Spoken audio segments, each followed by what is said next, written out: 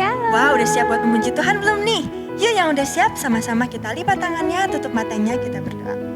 Tuhan, terima kasih Tuhan, Kau telah memberkati kami. Sebentar kami akan memulai ibadah. Kiranya Kau memberkati dari awal, pertengahan, hingga akhir. Sudah siap memuji Tuhan, sama-sama katakan Amin. Nah, adik-adik tahu nggak sih, kita semua ini diciptakan secara istimewa loh oleh Tuhan. Coba sama-sama katakan istimewa. Istimewa. Good job. Nah, sekarang kita menyanyi lagu ini secara bersama-sama ya.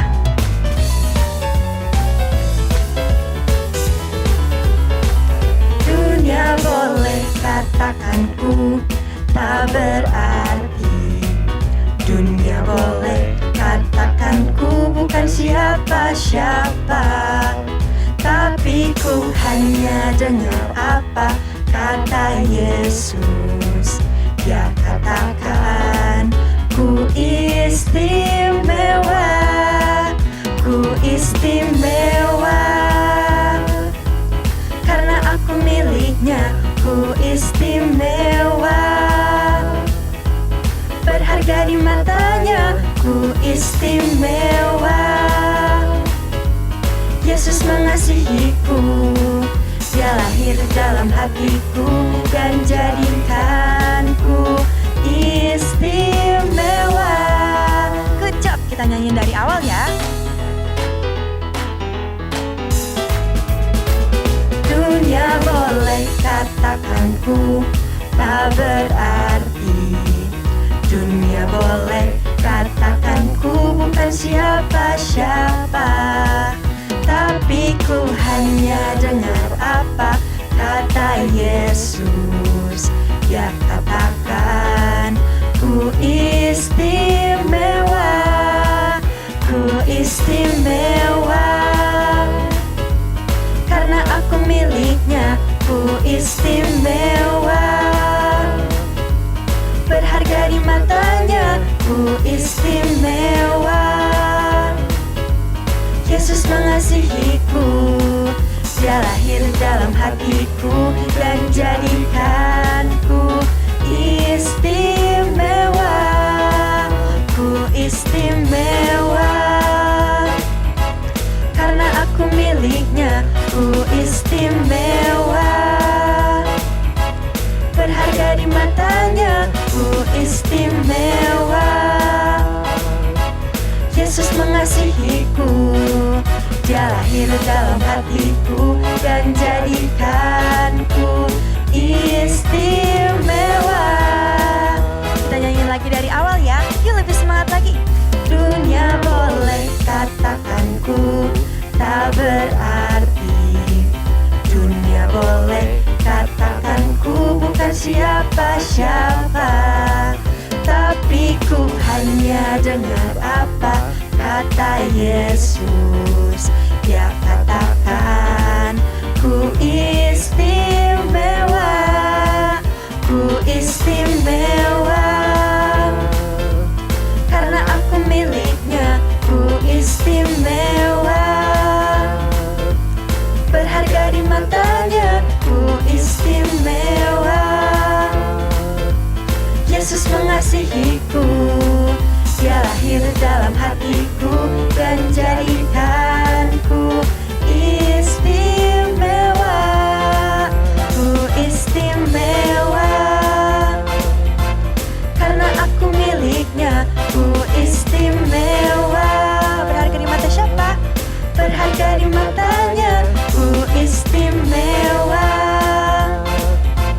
Yesus mengasihiku, Dia lahir dalam hatiku dan jadikanku istimewa. Dia lahir dalam hatiku dan jadikanku istimewa. Sekali lagi, Dia lahir dalam hatiku dan jadikanku istimewa. Beri kemuliaan untuk Tuhan Yesus. Wah, good job adik-adik. Sekarang kakak mau ajak adik-adik buat memuji Tuhan lebih lagi ya. Kita mau siapin hati kita semuanya buat Tuhan. Gak ada lagi yang main-main, kakak mau ajak adik-adik angkat tangannya, tutup matanya. Kita mau nyanyiin lagu ini dengan sungguh-sungguh. Kau besar Kamu Tuhan, ajak adik-adik buat belajar yuk sambahkan sama-sama. kuasamu besar buat kami Tuhan. Kuasamu besar kasih Bapa, Kuasamu terlebih besar, Tuhanku terlebih besar. Tak pernah terlambat janjimu ya Tuhan, menolong hidupku. Kuasamu terlebih besar, Tuhanku terlebih besar. Tak pernah terlambat janjimu ya Tuhan, pulihkan hidupku. Kita menyanyikan lagu ini dari awal ya.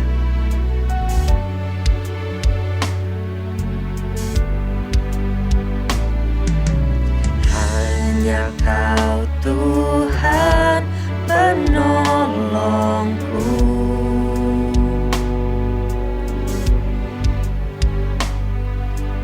yang selalu setia bersamaku.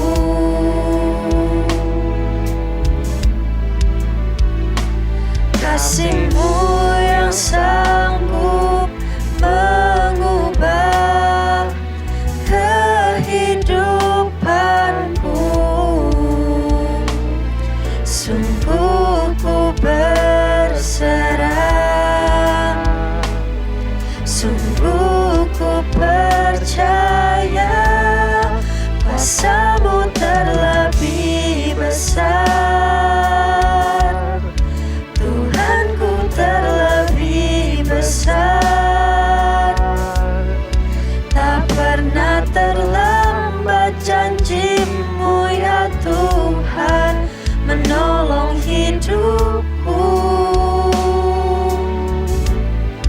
Kuasa-Mu terlebih besar, Tuhanku terlebih besar. Tak pernah terlambat janji-Mu ya Tuhan, pulihkan hidupku. Kuasa-Mu terlebih besar, Tuhanku terlebih besar. Tak pernah terlambat janji-Mu ya Tuhan, menolong hidupku. Kuasa-Mu terlebih besar, Tuhanku terlebih besar. Tak pernah terlambat janji-Mu ya Tuhan, pulihkan hidupku. Ku percaya Kau bekerja, mendatangkan kebaikan di hidupku. Ku percaya Kau bekerja, mendatangkan kebaikan, mendatangkan kebaikan. Sama-sama katakan, Kuasa-Mu terlebih besar, Tuhanku terlebih besar. Tak pernah terlambat janji-Mu ya Tuhan, menolong hidupku. Kuasa-Mu terlebih besar, besar. Tuhanku terlebih besar. Tak pernah terlambat janji-Mu ya Tuhan menolong hidupku. Kuasa-Mu terlebih besar. Tuhanku terlebih besar. Tak pernah terlambat janji-Mu ya Tuhan pulihkan hidupku. Kuasa-Mu terlebih besar. Tuhanku terlebih besar. Tak pernah terlambat janji-Mu ya Tuhan pulihkan hidupku. Tak pernah terlambat janji-Mu ya Tuhan pulihkan hidupku.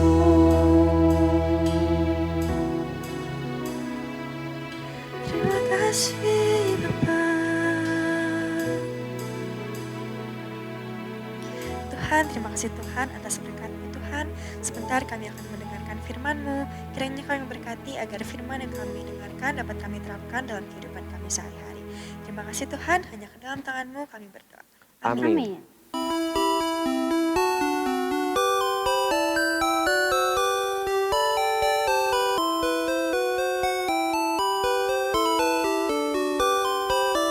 Shalom Kids. Di minggu kali ini kita mau sama-sama dengerin firman Tuhan bareng Kak Kisya ya.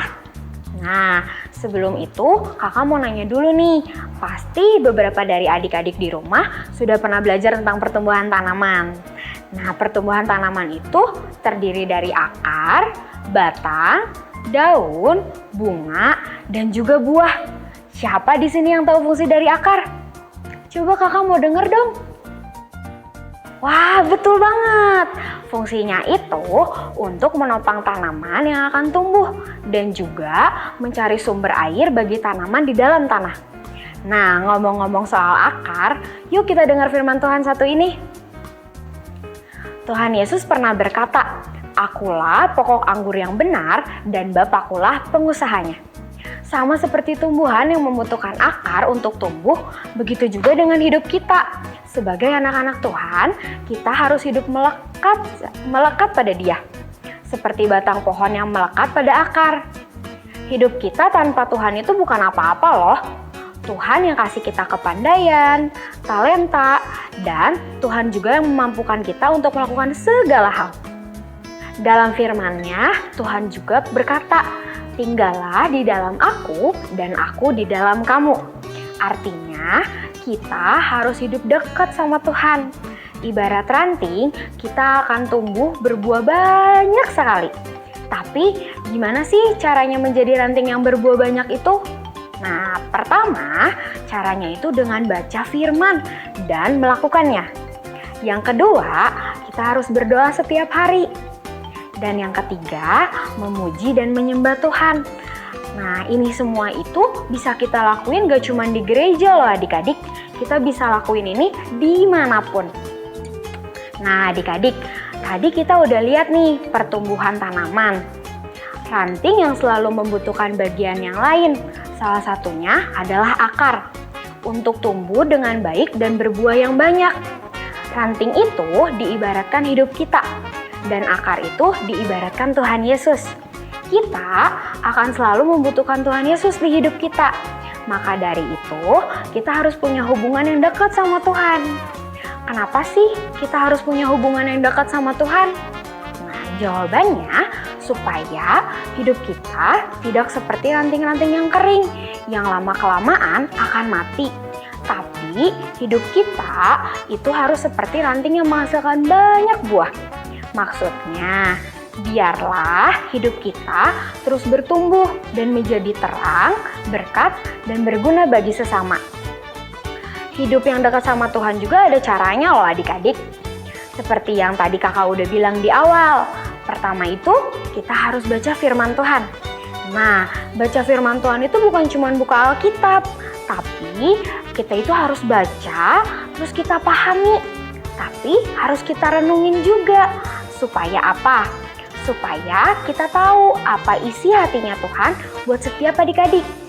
Yang kedua, kita harus berdoa. Nah, waktu berdoa itu waktu dimana kita datang buat ngobrol sama Tuhan. Tapi bukan cuma datang dan meminta aja loh adik-adik. Kita juga harus siapin telinga kita nih buat denger suaranya Tuhan. Biar tahu Tuhan itu mau ngomong apa sama kita. Nah, ibaratnya nih adik-adik, gimana caranya supaya adik-adik yang ada di rumah itu tahu apa maunya mama sama papa? Cara satu-satunya, adik-adik harus mau dengerin apa yang mama papa bilang. Nah, sama kayak Tuhan Yesus. Tuhan Yesus juga mau adik-adik itu denger apa yang Tuhan mau sampein. Dan yang ketiga, memuji dan menyembah. Artinya memiliki waktu untuk memuji Tuhan dengan hati yang sungguh-sungguh. Bukan cuma nyanyi, tapi kita juga mau belajar untuk menyembah Tuhan. Kita mau berterima kasih atas setiap kebaikan Tuhan di hidup kita. Gimana sih Kak caranya menyembah Tuhan itu? Nah, adik-adik boleh belajar dari yang mudah loh, dengan memperkatakan hal-hal yang baik. Contohnya, terima kasih Tuhan, Engkau Bapa yang baik. Nah, nanti boleh dicoba ya di rumah. Adik-adik, dari cara-cara tadi kita bisa lihat kalau hidup kita dekat sama Tuhan, kita bisa bertumbuhnya untuk menghasilkan buah-buah roh yang akhirnya kamu bisa jadi terang. Tapi gimana kalau hidup kamu gak dekat sama Tuhan? Coba ada yang bisa jawab nggak? Kakak mau denger nih. Nah, betul banget. Kita gak bisa bertumbuh dan berbuah banyak, tidak menghasilkan apa-apa. Contoh, siapa coba di sini yang punya teman dekat? Angkat tangannya. Nah, adik-adik itu bisa dekat sama mereka karena pastinya adik-adik udah kenal, udah tahu apa yang mereka suka, dan udah tahu juga warna favorit mereka apa. Intinya, ada hubungan yang adik-adik bangun sama teman kalian. Kakak juga punya sedikit kesaksian nih adik-adik. Dulu itu kakak orangnya selalu merasa gak percaya diri dan selalu ngerasa kalau kakak itu gak bisa apa-apa. Tapi kakak memberanikan diri untuk melayani. Saat melayani pun ada waktu di mana kakak tetap ngerasa gak berkembang, gak bisa memberikan apapun di pelayanan. Tapi kakak ingat kalau kakak punya hubungan yang baik sama Tuhan. Kakak sering berdoa, kakak cerita sama Tuhan, dan kakak selalu siapin telinga untuk dengar suara Tuhan. Kakak juga gak lupa untuk baca firman dan memuji menyembah Tuhan. Akhirnya, sekarang kakak sangat bersyukur banget dan berterima kasih karena Tuhan boleh pakai hidup kakak untuk melayani dengan talenta yang kakak punya, yang sebelumnya kakak gak sadarin. Itu semua terjadi karena kakak selalu bangun hubungan sama Tuhan. Dan itu semua butuh proses adik-adik. Pasti adik-adik semua mau kan ngalamin kayak kakak? Mulai hari ini, kita belajar untuk bangun hubungan yang lebih dekat lagi sama Tuhan. Adik-adik boleh coba pakai cara-cara yang tadi loh, yang udah kita bahas.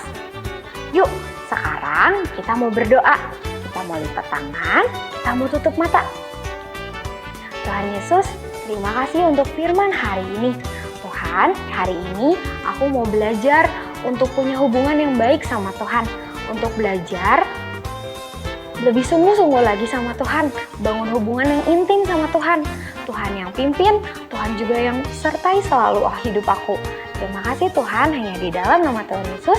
Semua yang sudah berdoa, katakan amin.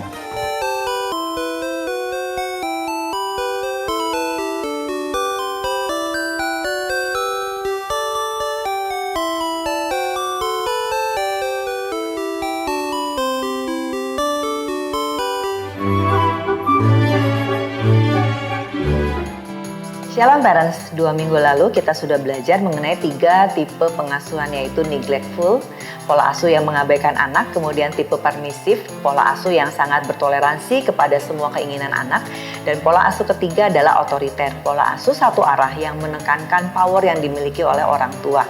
Pola asuh yang keempat hari ini kita bahas adalah orang tua yang otoritatif, yaitu orang tua yang bertanggung jawab dan berwibawa di mata anak-anaknya. Orang tua ini biasanya mengembangkan hubungan yang erat dan mengasuh dengan nyaman untuk bisa diterima oleh anak-anak mereka. Penerapan kasih dan disiplin yang seimbang akan memberikan pedoman yang jelas mengenai ekspektasi orang tua dan berusaha menjelaskan ekspektasi mereka kepada anak-anaknya. Ketika mereka menerapkan disiplin, hal ini terutama sebagai sarana dukungan atau koreksi dan bukan sebagai hukuman. Anak-anak diberi masukan. Gaya pengasuhan ini umumnya paling seimbang dalam hal tujuan dan harapan. Pola asuh seperti ini memberikan hasil terbaik bagi anak-anak, tapi membutuhkan kesabaran, kemudian perlu dipikirkan tujuan yang ingin dicapai, dan banyak upaya dari kedua belah pihak. Gaya pengasuhan ini adalah yang paling tepat karena menyeimbangkan rasa hormat terhadap kepribadian anak, sekaligus membiarkan orang tua tetap akrab dan dekat dengan anak-anaknya. Pola asuh seperti ini seringkali menghasilkan anak-anak yang percaya diri, bertanggung jawab, dan mampu mengatur diri sendiri. Mereka dapat mengelola emosi negatif dengan lebih efektif sehingga menghasilkan hasil interaksi sosial dan kesehatan emosional, kemudian mental, fisik, dan spiritual yang lebih baik. Orang tua tipe ini mendorong anak-anak mereka untuk menetapkan dan mencapai tujuan yang sudah dibuat. Pola asuh seperti ini biasanya menghasilkan anak dengan rasa harga diri yang lebih tinggi, yang juga dapat menghasilkan tingkat prestasi akademis dan sekolah yang meningkat.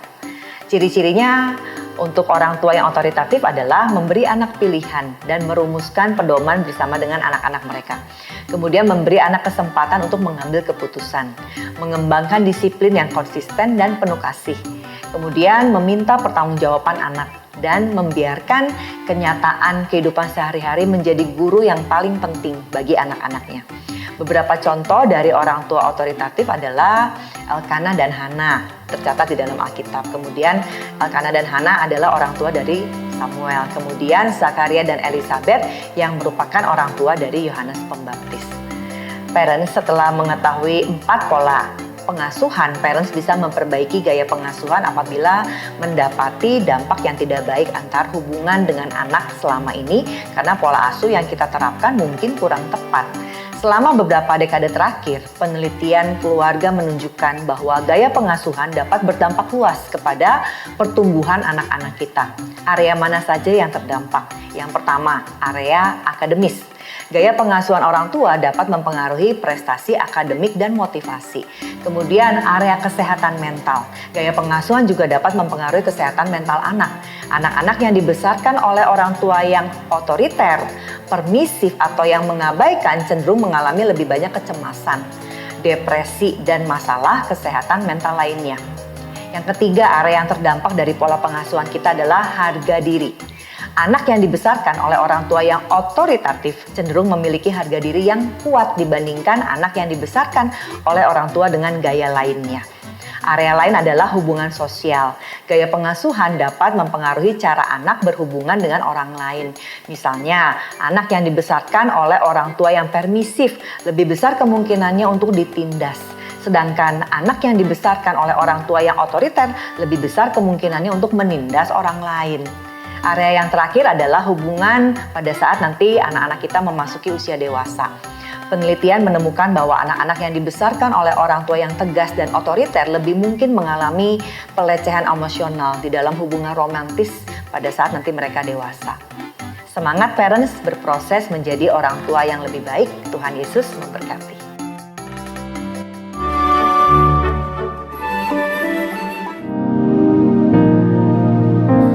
Tuhan Yesus, kami mau hidup buat Tuhan. Kami mau jadi anak-anak Bapa di sorga yang mengasihi Bapa dan hidup dalam keintiman. Bawa kami terus mendekat kepadamu. Tuhan Yesus, berikan kepada kami semua cinta yang mula-mula agar kami terus mengasihi Engkau. Pakai Opa Niko dan gerejamu ini terus membangun keintiman denganmu. Parents and kids, mari siapkan hati untuk menerima berkat Tuhan. Demikianlah firman Tuhan. Tuhan memberkati dan melindungi engkau. Tuhan menyinari engkau dengan wajahnya dan memberikan kasih karunia. Tuhan mengarahkan wajahnya kepadamu dan memberikan damai sejahtera. Terimalah semua berkat yang terbaik ini hanya di dalam nama Tuhan Yesus Kristus.